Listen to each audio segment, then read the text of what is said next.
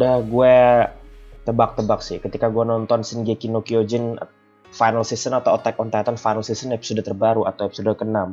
Gue dalam hati udah berpikir kayak gini nih. Wah. Pasti nih. Fangame-nya bakal ribut ini. Pasti ribut. Lalu mereka kecewa, mereka marah-marah. Dan itu pun akhirnya terbukti. Banyak sekali postingan-postingan yang membahas tentang betapa buruknya episode 6 dan gak ada buruk-buruknya sebenarnya ya. Sebenarnya tuh gak ada jelek-jeleknya episode 6. Cuman aja para pemuja grafik ini yang habis ngeliatin KNY, mereka tuh gak ridho dunia akhirat kalau animenya kagak sebagus apa tuh produksi sebelah yang satu studio. Ya gua bahas Jujutsu Kaisen gitu ya. Padahal mah bagusan Shingeki no Kyojin gitu. Tapi ya dari banyaknya postingan-postingan kayak gitu, gue gak akan bahas banyak postingan, cuma bahas beberapa postingan aja kayak gini kan, ngebandingin lo apa sih, gak ada kerjaan apa, lu disuruh ngamati tentang apa namanya perkembangan kupu-kupu aja di sekolah aja kagak mau, yang kayak gini dipikirin. Ya Allah. Dan banyak sekali hal yang membahas tentang itu gitu loh. Gue pun sampai bingung gitu kan, gue tuh bingung, sumpah bingung, ini kenapa yang ibu-ibu tuh ada foto profil rata-rata foto profil Kaneki gitu kan. Oke lah, gue lihatin lah Mikasa jadi kayak gini, ya gue mah santai gitu, mau Mikasa jadi kayak apa aja santai gitu kan. Lalu Warhammernya jadi kayak gini, lah bos, gak ada jelek-jeleknya ini Warhammer gitu kan, muka kau aja yang jelek kan, perubahannya cuman kayak gini doang. Emang lu mau sebagus apa gitu. Gua kembali lagi ke kenyataan ya. Yang lebih parahnya lagi adalah banyak banget yang bercerita tentang CGI gitu. Mereka membahas tentang CGI seakan-akan mereka tuh ngerti CGI itu gimana. Gua yang sudah bertahun-tahun yang hidup di depan komputer gitu, mempelajari beberapa programming dan juga multimedia gitu loh. Mana nggak berani gue ngomong tentang CGI. Kenapa? CGI itu tinggi banget ilmunya. Lalu sini ada bocil, wibu, stres, jelek, nonton gratisan, yang bahkan sekolah aja males, itu kok jago banget itu ngomongin CGI gitu. Paling mereka tuh nggak jauh-jauh beda dari sarjana sosial media gitu. Sumber sosial media, paling jauh juga ke Wikipedia dan lain-lain gitu loh. Mereka ngomongin CGI seakan-akan kalau disuruh bikin CGI mereka ngerti gitu. Mengkritiknya itu bener-bener luar biasa gitu. Kayak bukan ngekritik lagi, kayak mereka itu seorang profesional yang tentang CGI gitu kan. Padahal kalau misalnya gue kasih soal persamaan linear anak SMP aja, mereka tuh nggak bakal bisa gitu kan. Kok di sini kok jago banget ngomongin CGI gitu. Gue kasih tahu postingan yang mana yang ngomongin CGI dan lain-lain. Kenapa? Karena kalau lu buka semua postingan, nggak jauh-jauh komentarnya tuh pasti bahas CGI, pergerakan kaku, muka gini-gini, Mikasanya gini dan lain-lain. Lu nanti gue bikin video terpisah aja. Tapi khusus untuk video kali ini yang ingin gue bahas itu adalah apakah ini anime beneran file gitu untuk episode 6-nya. Bahkan ada kabar yang menyebutkan kalau sutradaranya itu sampai dibully padahal dia nggak ikut campur untuk episode 6 gitu kan. Sutradara yang ngurus episode 5 itu dibully padahal dia nggak ngurusin episode 6. Kok bisa saya dibully nih? Jangan-jangan ini dari negara plus 62 lagi kan. Negara plus 62 tuh kalau disuruh war di sosmed sama se-Asia masih bisa menang soalnya coy. Disuruh war aja di sosmed gitu kan. War di sosmed bro. Lawannya satu Asia, Gaskyun. Menang masih itu kalau kata gue kan. Saking hebatnya itu. Apa tuh namanya, netizen kita yang budiman kan. Ingat, di atas langit masih ada galaksi, di atas galaksi masih ada Hotman Paris masih ada netizen kan. Netizen tuh maha benar. Hukuman terberat yang terjadi untuk manusia itu bukan ada hukum penjara, tapi ketika dibully netizen gitu kan, tidak akan ada habisnya. Mulu salah apa bener, kalau bulian netizen telah sampai ke telinga lu, itu tak akan pernah berakhir. Adeh. Dan sebagian dari netizen itu ada yang namanya ras wibu gitu kan. Nah di sini wibu-wibu ini bener-bener profesional sekali ya. Kalau misalnya gue kumpulin orang-orang yang bahas CGI ini, gue suruh bikin anime, kira-kira mereka bisa nggak? Nggak mungkin bisa coy, gue berani taruhan gitu kan. Mungkin nanti ada yang komentar, wah lu ini bang sok-sokan bahas CGI bla bla bla. Ini coba bikin CGI gini-gini bro. Makanya nih, gue nih paling males ngomongin CGI apa. Ilmu gue tuh kayak santai. Gue tahu di sini, gue menjadi desainer multimedia, belajar desain juga. Bahkan 3D tuh gue belajar juga. Bahkan gue beberapa jadi freelance di sana. Gak berani bro gue ngomongin CGI. Kenapa? Gue takut diketawai orang yang lebih ngerti. Kamu itu aja belajar CGI masih dasar. Ngapain ngomongin CGI? Lalu gue lihat lagi, wah ini ada lagi nih orang-orang yang jauh lebih bocil dari Orewa gitu kan. Yang jauh lebih bocil dari gue gitu. Dengan santainya mereka ngomongin CGI gitu ya. Kalau misalnya mereka ngomong CGI ini aja jagonya nauzubillah, gue ingin banget loh mereka ngomongin dan jelek-jelekin itu bikin sendiri gitu kan, daripada nyuruh balikin ke studio Wit tuh nggak usah. Ngapain lu balikin ke studio Wit lo? Studio Wit aja udah kecapean gitu kan. Mending mereka lanjutin Vinland Saga season 2 kan. Orewa nunggu banget tuh Vinland Saga season 2 with studio. Semoga Vinland Saga season 2 cepat rilis ya. Dan gue juga sudah wanti-wanti ya, ini anime terlalu buru-buru juga sebenarnya. Padahal MAPPA di musim ini juga ngurus Jujutsu no Kaisen gitu kan. Lalu mereka bakal ngurus lagi Chainsaw Man. Lalu sekarang tambah lagi yang lebih ditunggu-tunggu yaitu Attack on Titan ya. Kalau gue jadi produsernya dari MAPPA ini ya, gue bakal undur 2 tahun berikutnya lah kata gue. Kita bikin 2 tahun lagi gitu, jangan sekarang gitu.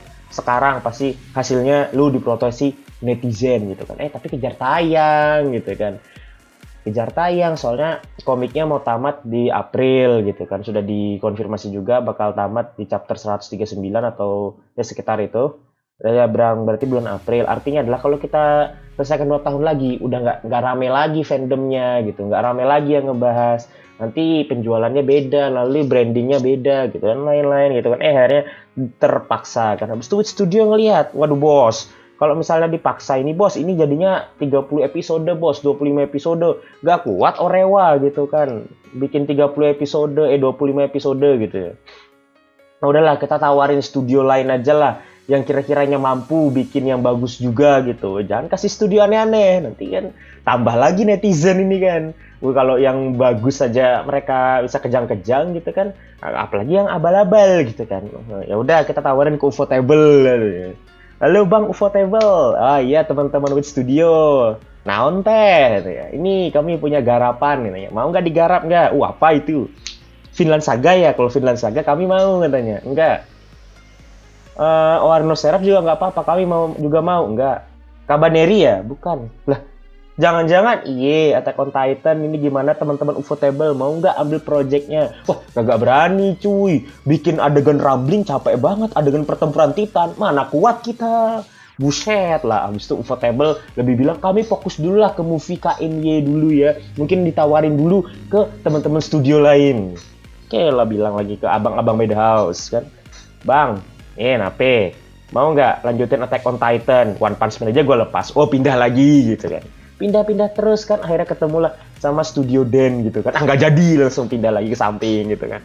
Ketemulah sama abang dari adik-adik dari studio dari studio Madhouse kan. Dek Mappa gitu.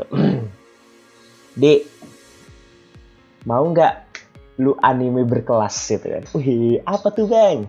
Nih, abang kasih, lanjutin aja ini Attack on Titan, lu selesaikan. Widih, mantep nih bang. Bang, tapi kan studio kami kan nggak sekeren abang kalau bikin anime. Nanti kalau kecewa gimana? Oh ya udah lo gitu, nggak usah buru-buru bikinnya, nggak apa-apa, tahun depan juga nggak apa-apa.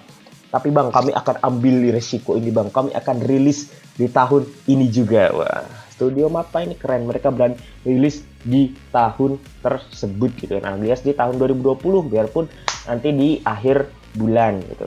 Dan inilah hasil yang kita dapatkan gitu kan. Kalau misalnya sesuai apa yang tadi gue narasikan, gue memilih untuk memundurkan anime ini sampai setahun 2 tahun gak apa-apa. Witch Studio juga melakukan hal sama untuk season 2 dan season 3. Bahkan lu tahu sih, season 3 tuh dibagi 2 part. Dan partnya tuh selisih setahun lebih coy. Di situ tapi kita lihat lah bagaimana kualitas season 3 part 2-nya itu. Keren kan? Keren abis. Tapi lu lihat di berapa lama diundur? Iya. 500 hari. Di situ aja mereka untuk membuat 10 episode yang udah jadi, tapi karena mereka anggap kurang bagus, mereka undur 500 hari. Di situ aja teman-teman harus sudah menyadari ya, sudah menyadari. Untuk perbaikan kualitas animasi aja mereka membutuhkan 500 hari, itu anime udah jadi coy. Bukan bikin dari awal, udah jadi, yang harusnya rilisnya itu nggak ada part-partannya, harusnya rilisnya barengan. Tapi ini dibikin part. Kenapa? Karena mereka sadar, wah ini kayaknya episode yang ini kurang jos ini bang. Mending kita undur aja, undur. 1 season apa 2 season? Setahun lebih, buset lah. Ya kali kita undur setahun lebih. Ya si Katana Iwa, ya udah diundur lah. Akhirnya teman-teman menikmati kan season 3 part 2 betapa epicnya. Nah, dari saja kalian udah sadar gitu kan. Apalagi ini Mappa yang nggak punya pengalaman untuk bikin Shingeki no Kyojin. Ingat, bikin Shingeki no Kyojin ya.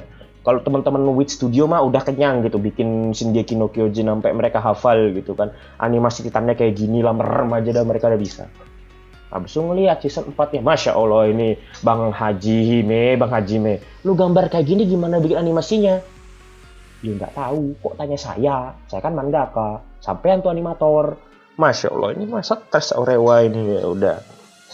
Akhirnya kalau misalnya berakhir menggunakan CGI atau bukan gambaran frame to frame yang dilakukan oleh Wit, itu karena satu, waktunya nggak ada.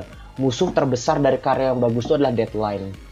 Gue selalu mengatakan itu berkali-kali. Bahkan gue ini sebagai seorang programmer juga, kalau dikasih deadline itu pasti hasil buru-buru. Coba kalau kita tuh dikasih waktu untuk mikir gitu, dikasih waktu untuk berkreasi, pasti hasilnya jauh lebih baik. Deadline adalah musuh manusia dan membunuh kreativitas. Itu menurut gue pribadi. Kenapa? Karena gue hidup di sana. Gue hidup dengan tanggal-tanggal yang harus gue ingat setiap hari. Gak ada gue ingat 3 hari 4 hari, yang gue ingat tuh 18.000 menit lagi, 72.000 menit lagi. Itulah yang gue pikirkan sampai detik ini. Jadi kalau teman-teman ingin membahas tentang inilah, mending teman-teman itu bukan bikin anime sendiri, mending teman-teman tuh belajar apa itu CGI aja. Gue nggak apa-apa kalian ngekritik, tapi yang aneh itu kalian ngomongin CGI di saat menjawab soal persamaan linear aja masih bingung gitu kan. Itu soal anak SMP. Belum lagi kalau disuruh menjawab namanya perhimpunan, tambah lagi diagram, tambah lagi gak ngertinya. Ingat bro, matematika itu penting bro. Gak cuma lu ngomongin CGI doang. Lu ngomongin CGI tapi gak ada matematikanya. Apa fungsinya coy? Merasa pintar atau lu sarjana dari mana kau? Atau misalnya lu dosen di mana kau berani ngomongin gitu? Orang-orang yang ngerti CGI aja kagak berani ngomong, apalagi sambil bilang, ini CGI-nya jelek. Mereka juga nggak bisa bikin yang kayak gitu. Orang-orang MAPA itu bertaruh menggunakan CGI dan mencoba sehalus mungkin gitu, dan itu terjadi. Ini epic, ini bagus, ini keren bagi gue bahkan tidak ada sedikit pun namanya merasa wah ini anime gagal, episode 6 gagal, 7, 8, 9 yang ngikutin ya. 6 keren. Dan kalau misalnya gue punya kesempatan, gue ingin ketemu sama animator yang bikin CGI-nya lalu mengatakan jadilah sensei saya. Kenapa? Karena gue ngakuin kalau ini bagus. Lalu kalau kalian mengakuin ini jelek, sekarang teman-teman tuh silahkan buka lagi buku paket SMP tuh, kerjain tuh soal-soalnya itu. Kerjain aja sekarang soal-soalnya. Pasti tambah puyeng gitu kan. Kalau sekolah itu sampailah masuk sekolah, jangan di gerbangnya doang. Itulah kata-kata anak meme ya. Gue jadi ingat pepatah lama yang mengatakan Boku no Chisai Sukidayo. Nah, seperti itu. Artinya adalah nyerah bukanlah pilihan. Oke? Jadi, terima kasih buat teman-teman yang menikmati celotehan gue sampai akhir. Ya, walaupun sebenarnya juga nggak ada yang gue celotehin, tapi setidaknya gue bisa bersuara, biarpun gue tahu banyak yang tersinggung dari video ini. Tapi ya, sikatan Naiwa ya. Gue juga ingin mengkritik juga, nggak cuman kalian doang yang ingin jelek-jelekin, gue juga ingin jelek-jelekin sesuatu. And thanks for watching. I'm CRY and see you next time.